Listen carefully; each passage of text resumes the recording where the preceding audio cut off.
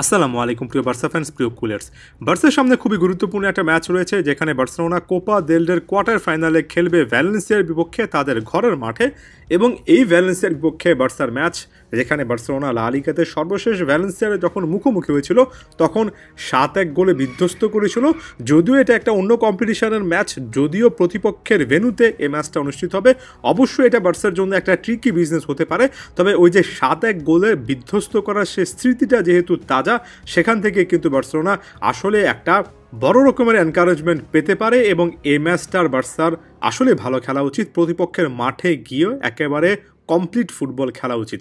তবে একই সঙ্গে আমি এটাকে একটা ট্রিকি বিজনেসও বলবো, যদিও আমার কাছে মনে হয় চ্যাম্পিয়ন্স লিগে ভালো করার কারণে বার্সাকে যে প্লে অফের মধ্য দিয়ে যেতে হয়নি, বিগত বছরগুলোর অভিজ্ঞতার প্রেক্ষিতে বলতে হয় এটা বার্সার জন্য একেবারে ব্রিদিং একটা জোন। বার্সা এখন হাফ ছেড়ে নিঃশ্বাস ফেলতে পারছে এবং পুরো ফেব্রুয়ারি জুড়ে এই হাফ ছেড়ে নিঃশ্বাস নেওয়ার ব্যাপারটা বার্সার জন্য পজিটিভ আকারে থাকবে। একটার পর একটা ম্যাচে বার্সা যদি ভালো করতে পারে, যেহেতু চ্যাম্পিয়ন্স লিগকে কেন্দ্র করে খুব একটা বেশি চিন্তা ভাবনা নেই বার্সার জন্য, এই ফেব্রুয়ারি মাসটাই শেষ পর্যন্ত সিজনে তারা ট্রফি জয়ের দিক থেকে কোন জায়গা থাকবে সেখানে সবচেয়ে বেশি ফ্রুটফুল হবে।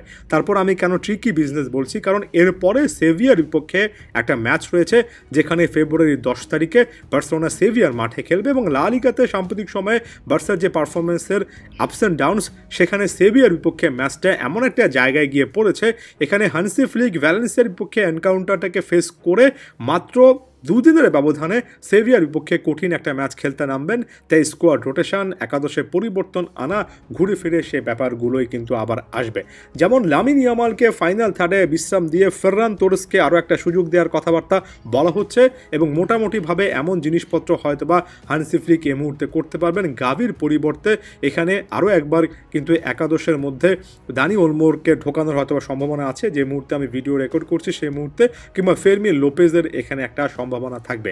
আমার কাছে মনে হয় এমন ক্রুশাল মোমেন্টে যখন আপনার ব্যাক টু ব্যাক খুবই গুরুত্বপূর্ণ ম্যাচ থাকে এবং যখন আপনার স্কোয়াডটা খুব একটা বেশি আসলে অনেক বেশি অপশানের এমন না, তখন কয়েকজন প্লেয়ার যারা খুব একটা বেশি লাইমলাইটে থাকবেন না, এই পার্টিকুলার মোমেন্টগুলোতে সবচেয়ে বেশি ক্রুশাল হয়ে ওঠেন।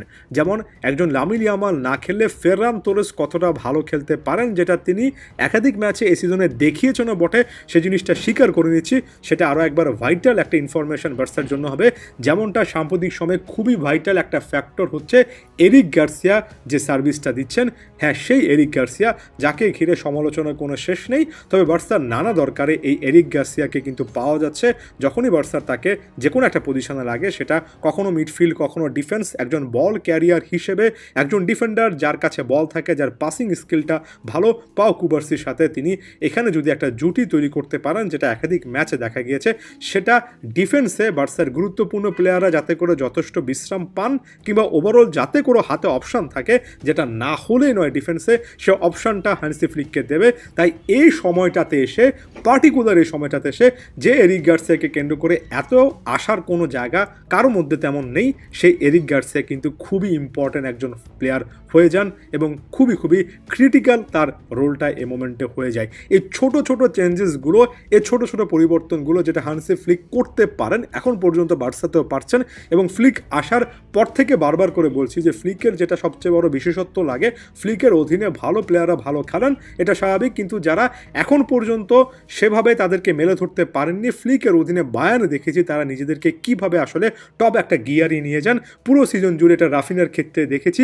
রাফিনার মতো বা তার অর্ধেক পরিমাণ পারফরমেন্স যদি এরকম আরও 2-3 জন প্লেয়ারের মধ্য থেকে পাওয়া যায়, যেমন ফেররানের কথা বললাম, এরিক গার্সিয়ার কথা বললাম, যারা আসলে খুব একটা বেশি ইকুয়েশনে ছিলেন না, কিন্তু হানসি ফ্লিকের মাধ্যমে ওই সমীকরণটাতে চলে এসেছেন।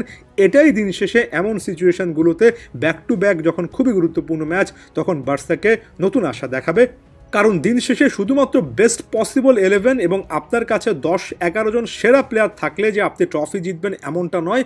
আপনার কাছে যত ভালো ব্যাকআপ আছে এবং ওই প্লেয়াররা যারা কন্ট্রিবিউট করছেন না এমন সিচুয়েশান থেকে বের হয়ে এসে হুট করে কন্ট্রিবিউট করা শুরু করেন, নিজেদেরকে নতুন করে ফিরে পান, তারা যে আসলে এক্সট্রা বেনিফিটটা অ্যাড করেন, সেটার বিকল্প কোনো কিছু হতে পারে না এই মুহূর্তে। তাই এরিক গার্সিয়া, ফেররান তোরেস থেকে শুরু করে যারা আসলে ফার্স্ট চয়েস 11-এর প্লেয়ার নন, তাদের কাছ থেকে এই পারফরমেন্সগুলো আশা করছি এগুলো আরও অনেক ডিফাইনিং পারফরমেন্স কিন্তু হবে। আদিওস ভিস্কা এল বার্সা।